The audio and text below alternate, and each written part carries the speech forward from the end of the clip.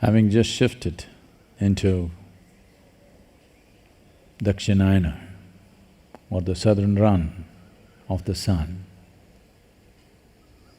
or the relationship between the planet and the sun, has moved into the southern mode. In the yogic culture, this is held as the sadhana pada. That means this is the best time to work upon yourself.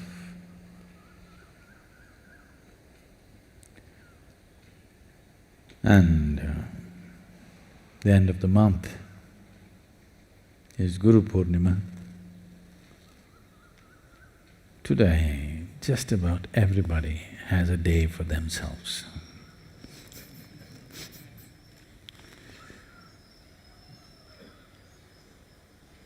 There are pet food days, there are bubble bath days,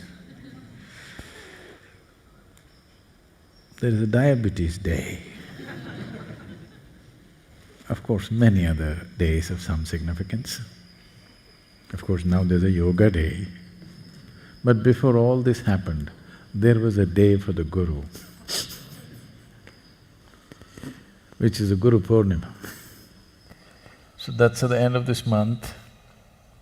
It's a very powerful Purnimi or the full moon night, because the shifting of Dakshinayana and the first three Purnimis till the equinox are of certain significance for those who are doing internal things within themselves. So this Guru Purnima is a reminder that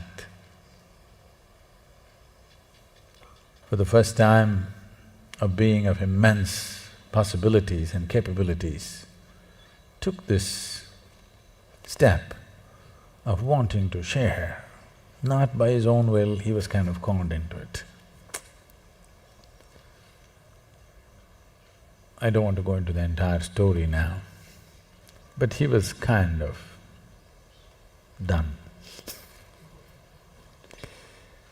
That's why I said it's very courageous, but a little.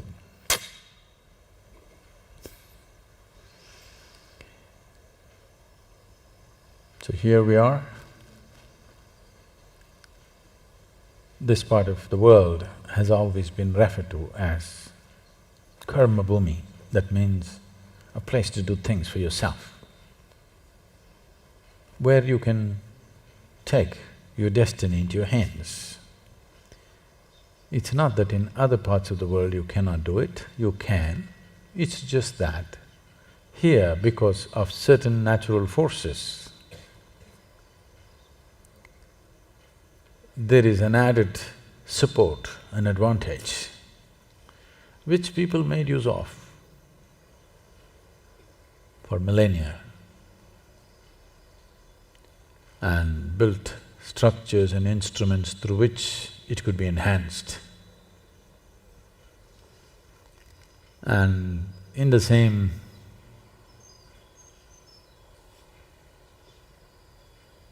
aspiration to create a fantastic tool for people's evolution or hastening one's evolutionary process. Someone dreamt of Dhyanalinga,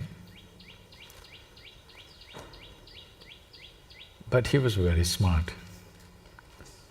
He didn't attempt doing it.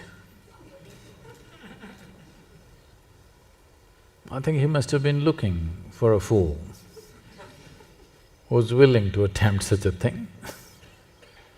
And he found one. Things happened. Liberation is scary because you're trying to remove the walls of prison that you've been so used to. When I say so used to, it is not a question of one lifetime.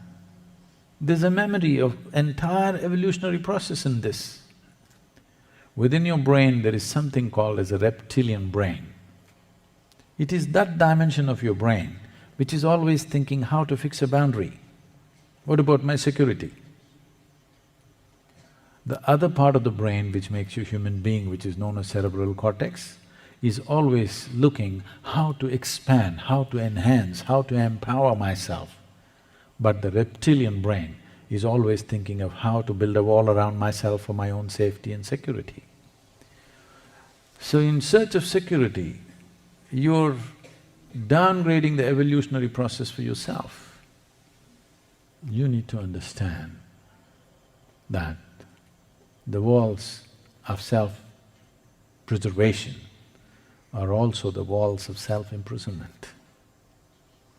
The coming of the Guru Purnima means for the first time, someone brought this dimension into human life that if you're willing, you can break all the boundaries that even nature has fixed, not just your psychological boundaries, not your emotional boundaries, even existential boundaries that nature has fixed, you can transcend all that. So, the Guru Purnima or the day of the Guru can also be remembered as the day of liberation, because the possibility of liberation for the first time was opened up for human race.